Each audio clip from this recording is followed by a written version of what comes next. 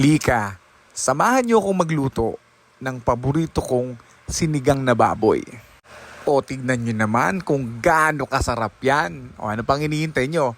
Simulan na nating magpakulo ng baboy. At maghiwa tayo ng sibuyas at kamatis. Isasabay natin ito sa pakulo dun sa baboy. Isama rin natin yung gabi para lumapot. Pagkulo, tanggalin natin yung mga lumulutang-lutang dyan sa ibabaw na mga dumi. Naghanda na rin ako ng labanos, okra, siling haba, sitaw, kangkong. Check natin kung malambot na kasi ako gusto ko yung malambot yung baboy para masarap kainin. Ilagay na natin yung siling haba at okra.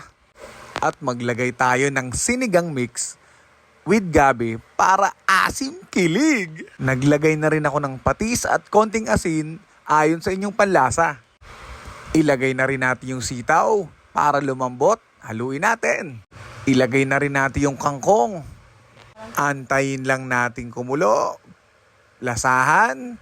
Pagkakulo, okay, pwede nang iserve. Tignan nyo naman, itsura pa lang yan, mapapa-extra rice ka na. Ang lambot ng baboy, okay, tikiman time na yan. Partneran natin ng patis, kalamansi at maraming sili. Tignan nyo kung gaano kasarap yan. Talaga namang gaganahan kang kumain. O sige, yun lang!